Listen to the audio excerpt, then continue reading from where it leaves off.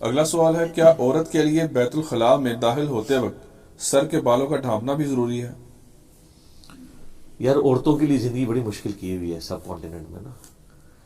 اذان شروع ہوتی ہے تو عورتیں بیچاری بھاگتی ہیں دوپٹہ لینے کے لیے کہ پتہ نہیں کیا ہو گیا. وہ کہتے شیطان دیکھ رہا ہوتا ہے تو اذان کے بعد دیکھنا چھوڑ دیتا ہے. وہ عجیب متھ بنائی ہوئی ہے. عورت نے پردہ انہی لوگوں سے کرنا ہے جن سے ان کا پردہ ہے. اس طرح کی کسی ایکٹیویٹی میں کوئی پردہ نہیں ہے سوائے ایک ابو داؤد میں حدیث ہے کہ جب عورت بالغہ ہو جائے تو ایسی عورت کی اللہ تعالیٰ نماز قبول نہیں کرتا جو ننگے سر نماز پڑھے.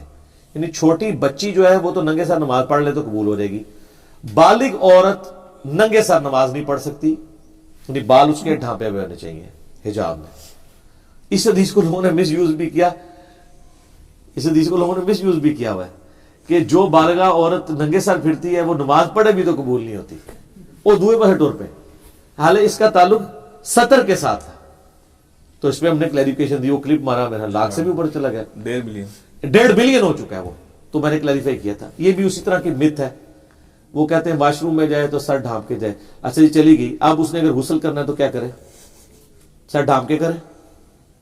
ادھر اس کو کون دیکھ رہا ہے؟ اس طرح ضروری ہے کہ وہ اندر جانے سے پہلے دعا پڑھے، چاہے مرد ہے یا عورت. صحیح بخاری میں حدیث ہے، دعا پڑھیں گے اللہم انی اعوذ بک من الخبث والخبائث. اے اللہ میں شریر جنوں اور جنیوں سے تیری پناہ میں آتا ہوں. اور باہر نکل کے دعا پڑھے غفرانک، اے اللہ تو میری مغفرت فرما. ٹھیک ہے. ظاہر ایک تکلیف سے آپ گزرے ہیں نا. یہ واش روم کی تکلیف آپ کو یہ یاد دلاتی ہے کہ اگر آپ کا پیشاب بند ہو جائے یا آپ پیشاب نہ نکال سکیں تو کس تکلیف سے گزر رہے ہیں. تو یہ چھوٹی سی دنیا کی تکلیف ہے، آخرت کی عذاب تو بہت بڑا ہے. تو اس لیے غفرانک ہم کہتے ہیں، اللہم اجرنی من النار. آمین. تو یہ باتیں بالکل غلط ہے. اسی طریقے سے مشہور ہے کہ اذان شروع ہو جائے تو آپ واش روم نہیں جا سکتے. جناب اذان سننا یا کسی ایک اذان کو سننا اور اس کا جواب دینا سنت ہے، باقی اذانوں کا تو ویسے ہی ضروری نہیں. اور پیشاب کرنا تو فرض ہے کیونکہ جان بچانا فرض ہے. اذان شروع ہے، آدھی ہے، ہوئی ہے، نہیں ہوئی ہے، سب سے پہلی پرائرٹی آپ کی پیشاب ہے. حتیٰ کہ صحیح مسلم میں حدیث ہے کہ اگر کسی کو سخت پیشاب آیا ہو تو اس کی نماز ہی نہیں ہوتی. تو وہ نماز اس کی ہوگی نہیں، وہ جماعت بھی چھوڑ دے گا، پہلے اس سے فارغ ہوگا. بلکہ صحیح مسلم میں یاد ہے حدیث ہے کہ عبداللہ بن عمر بیٹھے تھے تو اقامت شروع ہوگی، ان کے سامنے کھانا لا کے رکھا تھا. تو انہوں نے کہا نبی اسلام تو ہمیں حکم دیا جب کھانا سامنے آ جائے پہلے کھانا کھانا ہے، نماز بعد میں پڑھنی ہے. لیکن یہ نہیں ہے کہ آپ کو پتہ ہے کہ جماعت 7:30 ہے تو آگے 7:25 تک کھانا تو ہی سامنے رکھ لو. یہ بھی نہیں ہونا چاہیے تھا. یہ حادثاتی طور پہ ہے. ورنہ اپنی لائف کو آپ نے باقی معاملات میں تو پلان کیا ہوتا ہے نا. یہاں پہ بھی آپ نے پلان کرنا ہے کہ جی آپ جو ہے وہ اپنے ٹائمنگ کو ایسا سیٹ کریں کہ آپ کی جماعت ضائع نہ ہو. اللہ کو پروٹوکول دیں، اپنے معاملات کو نمازوں کے اعتبار سے جو ہے وہ سیٹل کریں. تو وہ عورت جو ہے وہ بغیر دوپٹے کے بھی جا سکتی ہے، بغیر دوپٹے کے وضو بھی کر سکتی ہے، بغیر دوپٹے کے قرآن بھی پڑھ سکتی ہے، بغیر دوپٹے کے اذکار بھی کر سکتی ہے. دوپٹے کا تعلق سوائے نماز کے کسی اور چیز کے ساتھ نہیں ہے، الا یہ کہ پردے والا معاملہ ہو کہ وہاں پہ کوئی یعنی ایسا نہ ہو جہاں سے آپ نے پردہ کرنا ہو. ان سے آپ نے پردہ، جو جنات آپ کو نظر ہی نہیں آ رہے ان سے آپ پردہ کریں نہ کریں برابر ہے. کیا کریں گے؟ ان سے پردہ وہی ہے جو آپ دعا مانگ لیتے ہیں اللہم انی اعوذ بک من الخبث والخبائث. پرانے زمانے میں اصل میں یہ ہوتا تھا کہ عورتیں ابھی بھی گاؤں ایریا میں باہر یعنی کھیتوں میں جا کے باہر جگہوں پہ ان کے ٹوائلٹس بنے ہوتے تھے. یعنی پیشاب کرنے کے لیے تو گھر میں ارینجمنٹ ہوتا تھا، لیکن جو ہے وہ پخانے کے لیے ٹوائلٹ جانا پڑتا تھا باہر. ظاہر اس کی اسمیل ہوتی ہے نا. پیشاب کا کیا ہے، وہ تو آپ نے پانی بہایا تو نکل گیا. اٹیچ بات اس زمانے میں بھی غسل خانے گھر میں ہوتے تھے نا. وہ غسل خانے ہوتے تھے صرف پیشاب تک کے لیے یا غسل کرنے کے لیے. لیکن اگر کسی نے بڑا پیشاب کرنا ہے تو پھر باہر جانا پڑتا تھا کیونکہ اسمیل ہوتی تھی، پھر وہ مٹی میں وہ سارا کچھ کرتے تھے. تو اس وقت پھر عورتیں ظاہر پردے میں گھر سے نکلتی تھی تو ایسا تو نہیں کر سکتی تھی. آج کل تو اتنی آسانی ہے، اٹیچ باتھ روم ہے اور ان ایشوز سے، ان تکلیف سے گزرنا نہیں پڑتا لوگوں کو. پہلے ان تکلیفوں سے گزرنا پڑتا تھا. آج کل تو غسل کرنا بھی آسان ہے. واش روم والا معاملہ، پہلے تو واش روم جانا ہے ایک تکلیف دہ عمر ہوتا تھا. آپ امیجن کریں نا، اٹیچ بات آپ سے لے لیا جائے.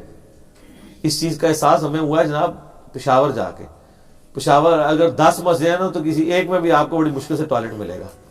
وہاں بندہ گھومتا ہی رہتا ہے، پتہ نہیں اس کا کیا کلچر ہے. لوگ مسلم کے ساتھ کیا معاملہ ہے کہ وہ اس طرح کا کوئی معاملہ نہیں, اور جو ٹائلٹ بھرے بھی ہیں وہ بھی اوپن ہی ہے, یعنی کوئی پردے والا نہیں ہے, بس آپ ایک کونے میں جس طرح یہاں پہ لوگ ہوتے ہیں. تو عجیب معاملات ہیں وہاں پہ, بڑی تکلیف ہوتی ہے اس حوالے سے. کے پی کے اندر میں نے دیکھا ہے, باقی پنجاب میں تو آپ چھوٹے سے چھوٹے گاؤں میں چلے جائیں تو بہترین جناب واش روم ٹائلٹس بنے ہوئے, اور ہونے بھی چاہیے, گھروں کے بھی اور مسجد کے بھی.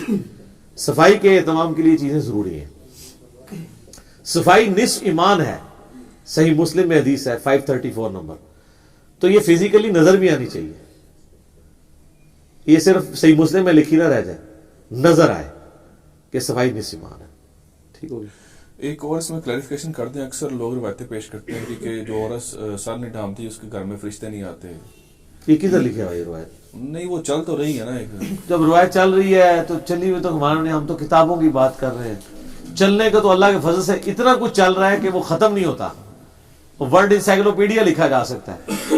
اب کوئی چیز چل رہی ہو نا تو اس کو فوراً اس کی آپ بیٹری نکال سکتے ہیں, یہ کہہ کے کتنے لکھے ہے تو اسی ٹائم بیٹری نکلے گی. ویڈیو ریکارڈنگ میں آ جائے گی نا بات. ہاں چلے, ویڈیو ریکارڈنگ میں تو بے شمار باتیں اور بھی آ جاتی ہیں. ٹھیک ہوگی. اگلا سوال ہے, ایک عورت نے بالوں کا علاج کروایا ہے جس کی وجہ سے 3 دن تک وہ پانی کو چھو نہیں سکتی. ایسی صورتحال میں وہ عورت وضو اور غسل کی جگہ صرف تیمم کر سکتی ہے؟ سر 3 دن تو بہت تھوڑے ہیں, 30 سال تک بھی وہ کر سکتی ہے اگر اس کی بیماری بڑھنے کا اندیشہ ہو پانی کو چھونے سے, اور یہ اس کے تجربے میں چیز آئی ہو, یا کوئی پرہیزگار ڈاکٹر بتا دیں. یہ نہیں کہ ایک عام ڈاکٹر ہے وہ کہ تیمم شروع کر دیں, آپ وضو چھوڑ دیں, جس نے خود بھی نماز نہیں پڑھی اس کو کیا ہے. یہاں کئی لوگ ہو جاتے ہیں نا, وہ جی چھڑ دو بیٹھ کے نماز پڑھیں جی, اور جی آپ کے گھٹنے کا مسئلہ آپ بیٹھ کے نماز پڑھیں. حالانکہ وہ مسئلہ اس نوعیت کا نہیں ہوتا, لیکن بعض اوقات واقعی ہوتا بھی ہے. 2-3 ڈاکٹر سے ایکسپرٹ اوپینین لے لیں, کیونکہ اگر آپ بیٹھ کے نہیں پڑھیں گے پھر وہ درد پروسیڈ کر کے ہمیشہ کے لیے ہو جاتی ہے. وہ ضرور کریں.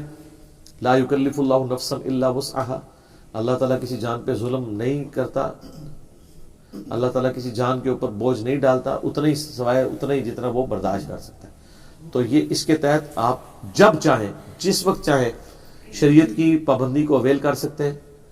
اور میں نے تو پچھلی دفعہ الموطا امام مالک کی روایت بھی تو بتائی تھی نا اس حوالے سے کہ نبی صلی اللہ علیہ وآلہ وسلم نے فرمایا کہ اگر 10 سال تک بھی کوئی مٹی سے تیمم کر کے نماز پڑھتا رہے تو اللہ نے میری امت کے لیے مٹی کو پاک کر دیا, بشرطے کہ پانی نہ پائے. پانی پائے گا تو پھر نہیں. پانی پانے سے مراد یہ ہے کہ پانی فزیکلی پائے, یا فزیکلی تو پا سکتا ہے لیکن اس کو استعمال میں لانے میں بیماری کے بڑھنے کا اندیشہ ہے, تو وہ بھی پانی پہ قدرت نہیں پائے ہوئے تو وہ بھی تیمم کر سکتا ہے. سورۃ المائدہ میں تیمم کا طریقہ ہے کہ دونوں ہاتھ پہلے مٹی پہ مار کے چہرے کا مسح کریں گے, اس کے بعد دونوں ہاتھوں کا کریں گے کونی سمیت. ٹھیک ہے. علی بھائی اس میں ضمن ایک چیز بتا دیں, جو اسی اسپیسیفک سوال کے مطابق اس میں بالوں کا ذکر آیا تو کیا صرف ایک رکن کو نہیں چھوڑ دینا بہتر, باقی وضو بھی تو کیا جا سکتا ہے؟ نہیں, وہ کہہ رہے ہیں پانی کو ہاتھ لگانے سے منع کیا ہے. اچھا, ہاں ہو سکتا ہے بعض اوقات ہاتھ کو پانی لگنے سے کوئی ریئیکشن ہو جاتا ہو, تو اگر صرف بالوں کے لیے منع کیا ہوا ہے تو باقی جسم کو کر لے, اور سر والا جو مسئلہ ہے وہ اشارے سے کر لیں. ٹھیک ہے, پھر تو آپ یہ کر سکتے ہیں, اور پھر آپ تیمم نہیں کریں گے. جب کسی ایک رکن کا ایشو ہونا ہے کسی خاص جگہ کا, جیسے زخم ہوا ہے اور پٹی باندھی ہوئی ہے, پھر آپ تیمم نہیں کرنا, صرف اس ایریے کو آپ نے پانی سے نہیں دھونا. آپ ایک ہاتھ سے وضو کر لیں, اگر آپ کی بائیں ہاتھ کی انگلی ہے یا دائیں کی زخمی ہے تو اسی سے وضو کر لیں, اور وہاں پہ بس ایسے اوپر ہلکا سا ہاتھ پھیر دیں, باقی کو آپ سارا دھوئیں. یہ نہیں کہ آپ تیمم پہ شفٹ کر دیں گے. تیمم پہ آپ اس وقت شفٹ کریں گے جب ان جگہوں کے اوپر پانی لگانے سے آپ کی بیماری بڑھنے کا اندیشہ ہو. پانی کو ہاتھ لگانے سے بیماری بڑھنے کا اندیشہ. اور بعض اوقات یہ ہوتا ہے کہ آپ وضو تو کر سکتے ہیں لیکن آپ غسل نہیں کر سکتے پانی سے, سر پہ پانی ڈالنے سے آپ کی بیماری بڑھنے کا اندیشہ ہے. تو اس میں بھی پھر یہ ہے کہ آپ باقی جسم پہ اگر ڈال سکتے ہیں تو باقی جسم پہ نہا لیں, سر پہ مسح کر لیں, لیکن پورے جسم پہ نہیں نہا سکتے پھر آپ غسل کریں گے ہی نہیں, پھر آپ تیمم کریں گے. علی بھائی اگلا سوال ہے, ایک عورت کا انتقال ہو گیا ہے اور اس نے بہت سارا سامان جہیز کی فارم میں چھوڑا ہے, ان چیزوں اور دیگر استعمال کی چیزوں کا کیا کریں؟ دیکھیں جی, جہیز میں جو چھوڑا ظاہر ہے اس کی مالکن ہے نا. شادی کے بعد عموماً جو عورت کو زیورات بھی ملتے ہیں خاوند کی طرف سے یا اپنے میکے کی طرف سے یا اپنے سسرالیوں کی طرف سے, اس کی مالک تو وہی عورت ہوتی ہے, اور زکوٰۃ بھی اسی نے دینی ہے. خاوند تو کرٹسی میں دے رہا ہوتا ہے. کہتے ہیں کہاں سے دے, وہ کماتی نہیں ہے. سر زیور کو توڑائے اور دے, جب تک وہ دے دے کے 7.5 تولے تک نہ پہنچ جائے. 7.5 سے جب کم ہو جائے پھر زکات بھی کوئی نہیں جوڑ کے رکھے. جیسے ہی 7.5 تولے پہ پہنچا زکات شروع، پلنٹی شروع. وہ خاوند دے رہا ہوتا ہے کرٹسی میں، اصولاً اس کو دینی ہے. تو مالک وہ ہے. مرنے کے بعد اس کی وراثت تقسیم ہوگی، اور اگر اس کی اولاد نرینہ نہیں ہے تو اس مرنے والی عورت کے بہن بھائیوں کو بھی وراثت کا حصہ جائے گا. اور اگر اولاد نرینہ ہے پھر اولاد میں اور اس کے ماں باپ میں اور اس کے خاوند میں تقسیم ہوگی. ماں باپ نہیں ہے تو پھر باقی اس طرف تقسیم ہوگی. جہیز کی مالک عورت مرنے کے بعد اس کی جائیداد اسی طریقے سے تقسیم ہوگی.